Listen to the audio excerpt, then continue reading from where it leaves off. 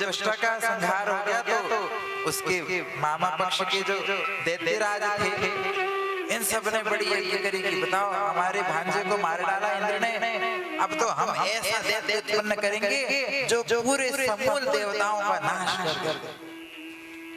इन्होंने खूब यज्ञ करना शुरू किया, खूब आहुति डाली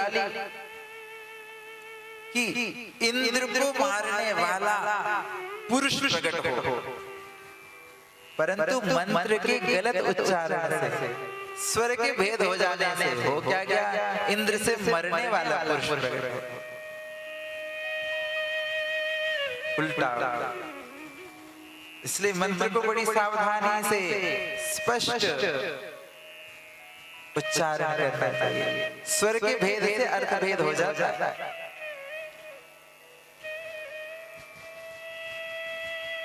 अब यहाँ पर वृत्रासुर प्रकट हो गया। वृत्रासुर नामक राक्षस प्रकट हुआ, बड़ा पराक्रमी। अरे महाराज जब वो चले युद्ध में, बंसी बजाता युद्ध हो रहा है, बंसी हटा,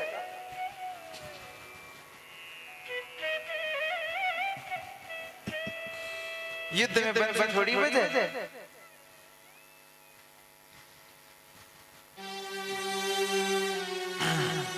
मूड होना, स्वर से मूड भी बदल जाता है, जैसे स्वर से मंत्र का अर्थ बदल जाता है, वैसे स्वर से मूड बदल जाता है। सोई युद्ध हो रहा। अब वृत्रासुर युद्ध में चले, इधर से देवासुर संग्राम हो रहा। अब देवासुर संग्राम में आए, इधर से देवता आ रहे, इधर से दैत्य आ रहे और आपस में भिड़ रहे। वृत्रासुर ऐसा पराक्रमी कि एक बार अपनी गदा चलावे महाराज तो सैकड़ों देवता एक बार उसकी चपेट में आ जाते। ऐसा भयानक रूप लेकर के चल रहा है, आगे आगे आगे आगे चल रहा है, सबसे सेनापति बन के दैत्यों का। इधर से इंद्र आ रहे, उसका इंद्र का वज्र देख करके भी डर नहीं रहा। जब इंद्र पर भी प्रहार करने के लिए आवा, इंद्र भागा, देवता भागे गए भगवान के पास, भगवान को पुकारा, भगवान अब आपको ही आना पड़ेगा युद्ध में। भगवान नारायण आए स्वयं युद्ध में जैसे ही भगवान को आता देखा तो वृत्रासुर ने भगवान के सामने हाथ जोड़ करके खड़ा हो गया, हाथ जोड़ के खड़ा हो गया और भगवान की स्तुति करने लगा। कैसी स्तुति कर रहा है, सुंदर। वृत्रासुर भगवान की स्तुति करता है। उस स्तुति को ही हम लोग भागवत गीता का, एक है भगवत गीता जो महाभारत में भगवान ने अर्जुन को सुनाई, और एक है भागवत गीता जो भागवत ग्रंथ में भागवत भगवान के भक्त वृत्रासुर ने भगवान को सुनाई, उनकी स्तुति करके। तो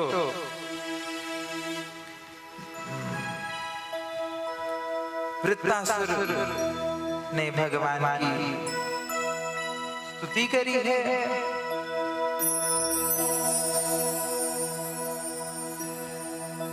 वृत्रासुर, इसकी चर्चा हम विस्तार से कल करेंगे, बड़ा गीता का विषय है, तो फिर हम उसमें उतरेंगे तो आगे बढ़ नहीं पाएंगे। भगवान का जन्म करना है।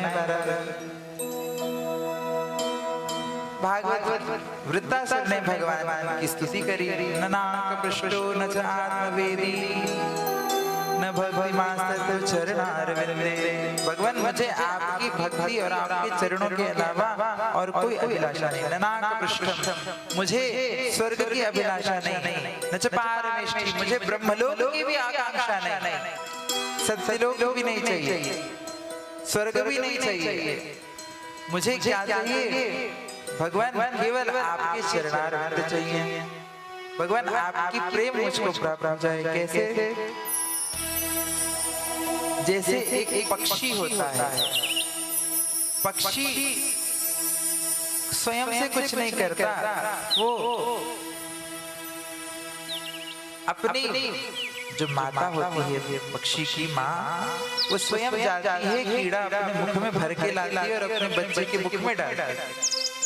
फिर विचार करता है भगवान, जैसे उस माता पक्षी को अपना शिशु पक्षी प्रिय है, मैं आपको ऐसा प्रिय हो जाऊं। प्रियम प्रियैव विशुद्धं विषण्णा, कैसा प्रिय हो जाऊं? फिर सोचा कि नहीं, पक्षी तो थोड़ा बड़ा होता है, जब उसके पंख आ जाते हैं तो अपनी माता का घोंसला छोड़ करके उड़ जाता है।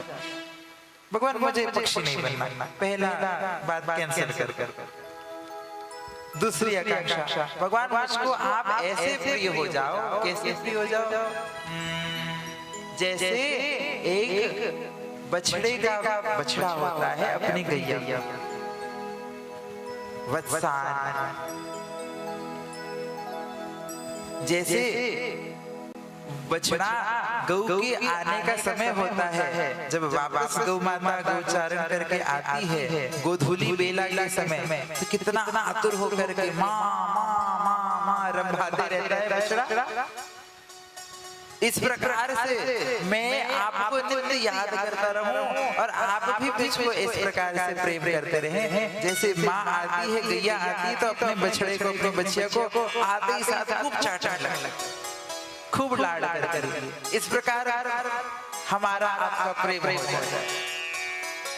फिर विचार किया, पर जैसे ही बछड़ा दूध पी लेता है, तो माँ तो भले ही उसको चाटती रहे, पर पेट भर जाता है तो बछड़ा चुपचाप किनारे बैठ जाता है।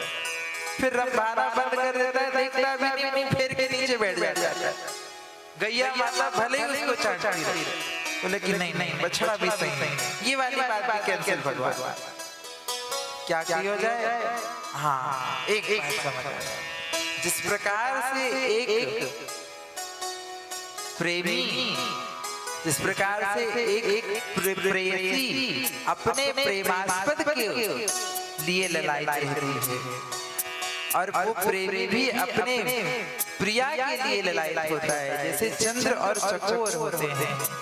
इस प्रकार से उस प्रेमी और प्रेमास्पद के हिसाब से हमारा आपसे प्रेम हो जाए। ऐसी आशीर्वाद आपको दीजिए, ऐसी सुंदर स्थिति